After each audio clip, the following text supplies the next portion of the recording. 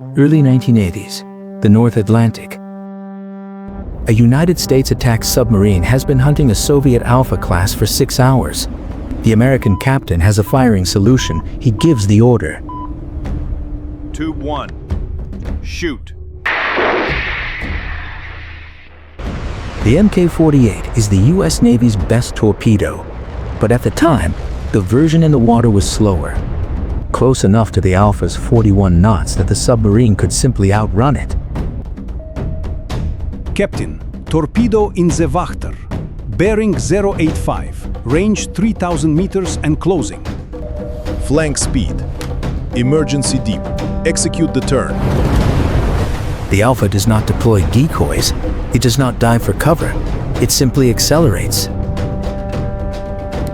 The American sonar supervisor watches the contact bloom, then vanish into its own wake. The torpedo seeker loses lock. Lost contact. The torpedo's running blind. The Soviet submarine had outrun an American torpedo. It was only a simulation, but it was a nightmare. The Pentagon ran repeatedly and could not solve. If the Cold War went hot, this was the reality. The US Navy's deadliest weapon couldn't guarantee a kill. This is the story of the Soviet titanium fleet that made that scenario terrifyingly possible. How it was built, why it terrified the Americans, and why it ultimately vanished beneath the waves.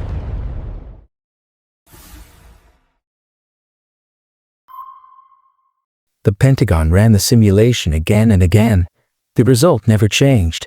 The Alpha outran the torpedo. The answer to why was not in the submarine's engine, or its propeller, or its tactics. It was in the metal.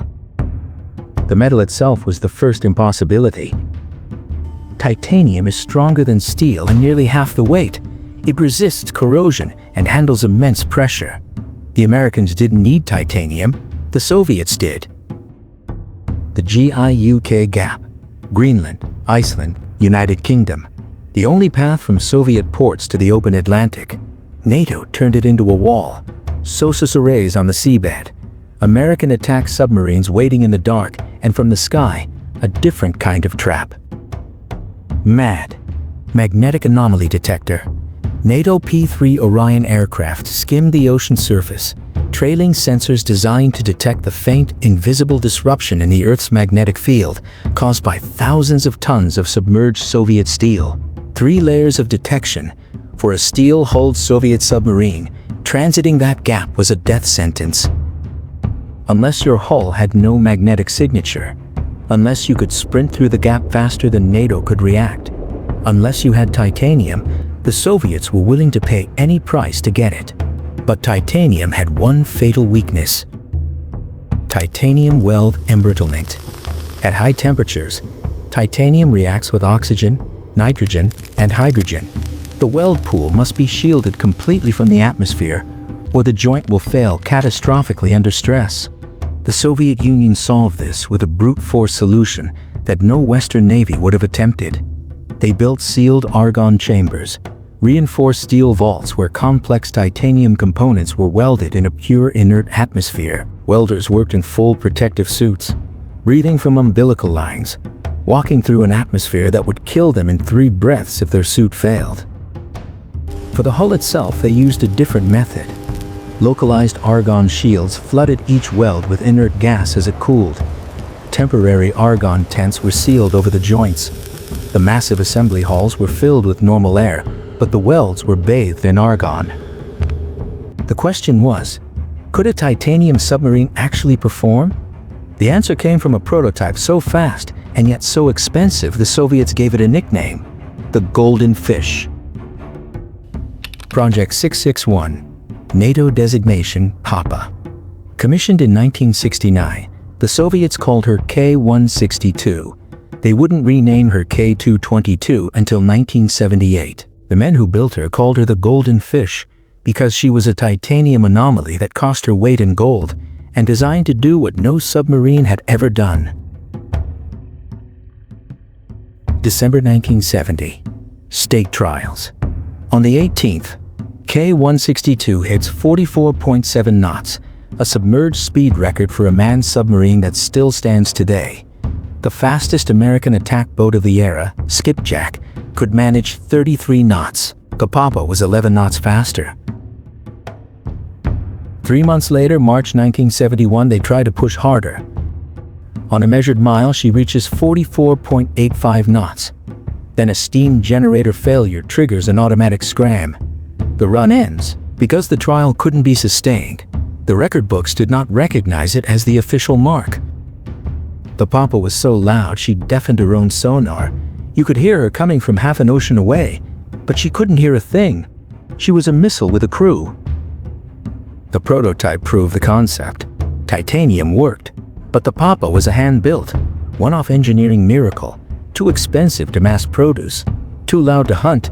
The Soviet Navy had achieved speed. Now they needed a weapon they could build in numbers, something smaller and utterly lethal. The answer would come from a design bureau willing to throw out every rule of submarine construction.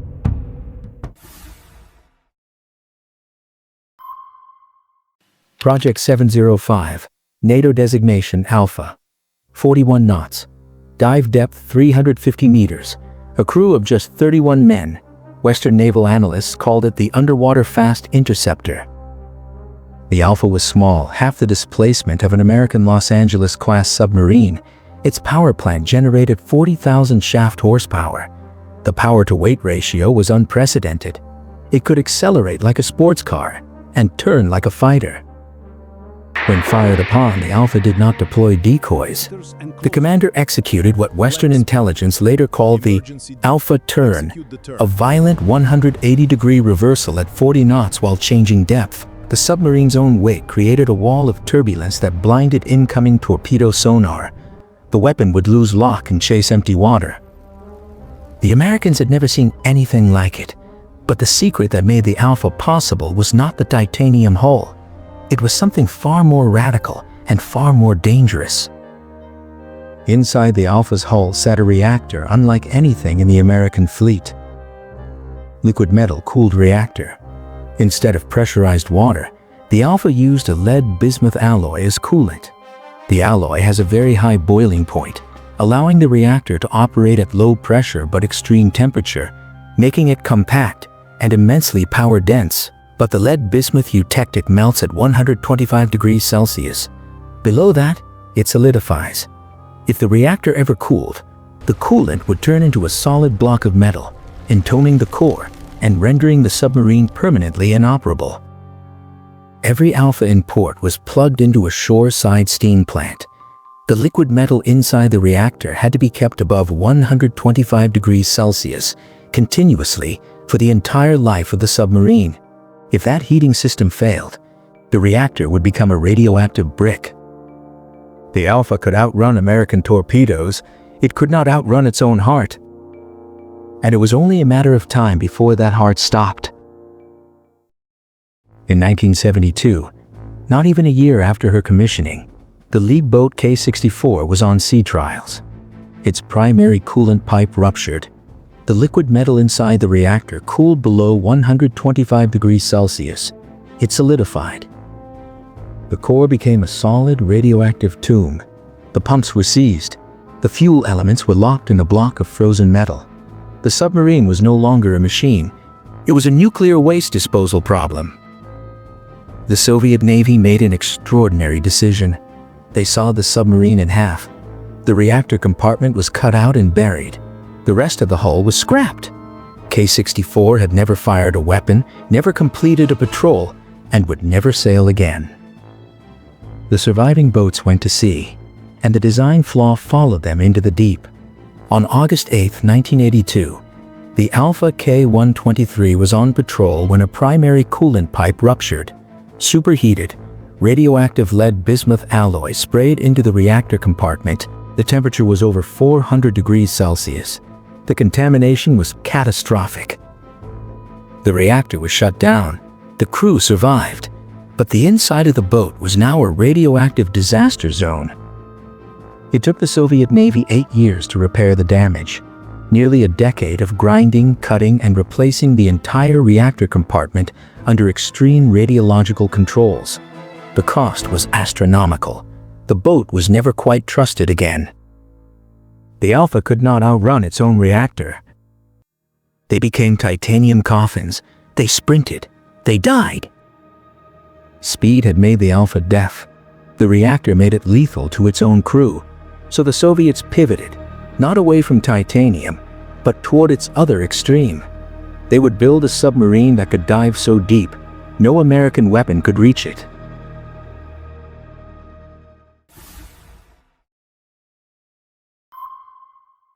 Project 685, the Mike class, K-278 Komsomolets. It dove to 1,020 meters, over 3,300 feet, in the Norwegian Sea. No combat submarine before or since has come close. At 1,000 meters, the water pressure approaches 1,500 pounds per square inch. A conventional steel-hulled torpedo is not designed for that abyss. It would crush itself before it could reach the target. A titanium-hulled submarine operating at those depths has entered a zone where no existing homing torpedo can follow. The Pentagon understood the implication immediately. The Soviets had built a submarine that could simply dive out of the fight. American attack boats could not follow. American torpedoes could not reach. The kill chain was broken. The U.S. Navy had one choice: build a weapon that could hunt the titanium monsters, and they would spend billions to do it. When the CIA assessed the Alpha in the early 1980s, they used language rarely seen in intelligence reports. The Alpha was not just a new submarine. It was a crisis. The titanium fleet had become an American nightmare. The Pentagon's response was not measured. It was a panic, a multi-billion-dollar panic.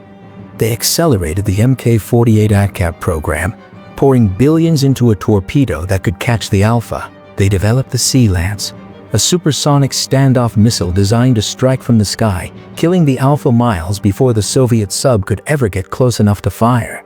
They accelerated improvements to the Los Angeles class. They upgraded SOSUS processing to track the Alpha's unique high-speed signature. The United States had looked into the abyss and seen a submarine it could not kill, and it had responded with the largest torpedo program in its history.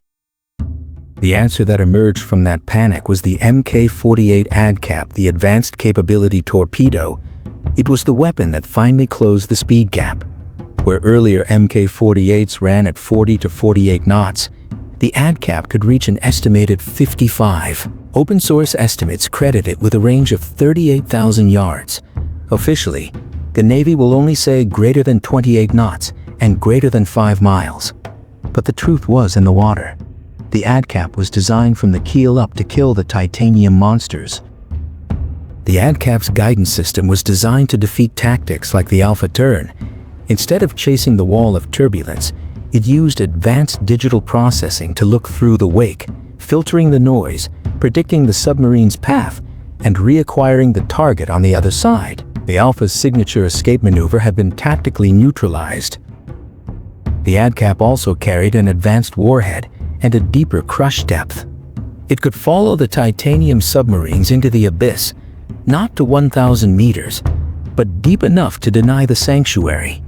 The Americans knew that if a Soviet sub dove to 1,000 meters, it couldn't fire its own weapons. It could only hide. And if it hid there during the war, the Americans wouldn't send a torpedo. They would send a nuclear depth charge. The United States had spent the equivalent of billions of today's dollars to close the gap.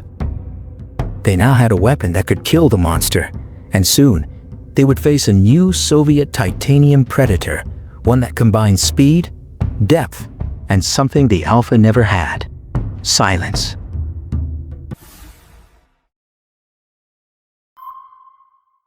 Project 945, the Sierra class, titanium hulled, a double-hull configuration, safe, pressurized water reactor, deep diving, heavily armed and quiet. The Sierra was the synthesis of everything the Soviets had learned. It kept the titanium hull for depth and survivability. It abandoned the liquid metal death trap for a conventional reactor, reliable, maintainable, safe, and its acoustic signature was a generation quieter than the Alpha. This was not a death sprinter. This was a perfected predator. February 11, 1992. The Cold War is officially over. But in the Barents Sea, the invisible war continues. The steel-hulled USS Baton Rouge is stalking the titanium K-276 Kostroma in shallow, acoustically cluttered waters. The American sonar supervisor calls out bearings that drift and fade among the reflections of the seabed. The American captain loses the signal. In the acoustic clutter of the shallows, he is flying blind. The hunter has lost its prey, but he is not alone. Directly beneath him, hidden in the thermal layers, the Kostroma is preparing to ascend. The Americans have lost the trail. The Russians never knew they were being hunted. Blinded by the grinding noise of the shallow seabed and shielded by the thermocline, they are on a mathematical collision course. The Russian commander, operating on routine orders, gives the command to ascend for a communications check. He enters the kill zone from below. Comme tout périscope diept, tien diegris ab babol. The Kostroma rises directly into the belly of the Baton Rouge. The reinforced titanium sail of the Russian boat drives upward like a wedge, slamming into the steel hull and ballast tanks of the American submarine. The American crew feels the impact like a hammer blow. Alarms, emergency blow. Both submarines surface in the darkness of the Barents Sea, damaged. The Kostroma had the geometric advantage, an ice-strengthened wedge driving upward into a soft underbelly. But the collision still became the ultimate physical test of steel versus titanium. The Baton Rouge's steel hull was gashed open. The Kostroma's titanium sail was violently torn open, a massive, gaping wound, but the pressure hull beneath remained completely intact. The damage alone didn't sink the Baton Rouge. She was already facing a multi-million-dollar nuclear refueling overhaul. In the post-Cold War drawdown, the Pentagon did the math. It was cheaper to scrap her than to repair and refuel an aging boat. She became the first Los Angeles-class submarine to be decommissioned. The Kostroma returned to port, was fully repaired in months, and went back to sea. Her crew later painted a red star on the sail, a kill mark. Steel met titanium. Steel lost. But the collision was not the end of the story. The titanium fleet had won the physical test, and then it vanished.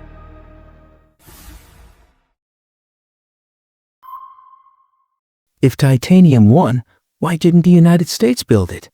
The Americans had learned a different lesson from the same intelligence. You don't need to outrun what you can't hear. The Americans didn't just theorize about acoustic stealth. They learned it from the Alpha's own patrols. Declassified NATO patrol reports reveal a paradox. The Alpha was so loud that SOSUS could detect it within hours of leaving port. Analysts called it the cavitating freight train. Its signature carried across entire ocean basins. Finding an Alpha was easy. Chasing one was impossible.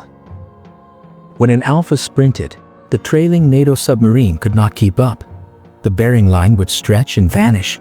Contact could be lost for hours, sometimes days, until SOSUS or a patrol aircraft reacquired the submarine. This forced NATO into a fundamental shift. Single submarine tracking was obsolete. They needed a network grid, SOSUS, patrol aircraft, and attack submarines all sharing data in real time. Cooperative engagement. The doctrine that defines modern anti-submarine warfare was born not from a Pentagon white paper, but from the sound of a Soviet submarine outrunning everything they had. Acoustic superiority. The American fleet achieved noise levels that were orders of magnitude lower than their Soviet counterparts. By the mid-1980s, an American attack submarine could trail a Soviet missile boat for weeks without detection, not by outrunning it, but by vanishing into the ambient noise of the ocean. The titanium monsters were fearsome in a fight, but the Americans had ensured they never got into one. But the titanium fleet had one last enemy. It could never outrun. When the Soviet Union collapsed in 1991, the fleet that had once terrified the Atlantic was abandoned. The Papa was scrapped. Its record-breaking hull cut apart for the value of the metal. The Alphas were retired, one by one, because their liquid metal reactors were too dangerous and too expensive to maintain. But not all the titanium submarines waited for bankruptcy. 2 years before the Soviet flag came down, the only Mike class ever built, K-278 Komsomolets, was on patrol in the Norwegian Sea when an electrical fire broke out in the aft compartment. Flammable insulation, a short circuit. Within minutes, toxic smoke filled the boat. The crew fought the fire for over 5 hours. The titanium hull held, it never collapsed. But the fire consumed the oxygen. The survival suits failed, and the water was 4 degrees Celsius. 42 men died in the freezing Norwegian Sea. The Soviets had engineered a hull that could survive the crushing pressure of the deep, but they had built systems that killed their own crews. The titanium could not save them. Today, only 2 Sierras remain in active service. A third, B-276 Kostroma, the boat that survived the Baton Rouge collision, sits in reserve, indefinitely sidelined. The others are gone. The Papa, the Alphas, the Mike. The titanium era died 3 different deaths. Scrapped, retired, and sunk. Not one of them in combat. They are all in the graveyard. The titanium monsters that broke American naval doctrine were ultimately broken by the cost of their own brilliance. The Soviets built submarines that could outrun torpedoes. The Americans built submarines that could disappear. Only one of those philosophies still patrols the ocean today. If you want to see the invisible game of cat and mouse beneath the waves of the Cold War, click the video on your screen.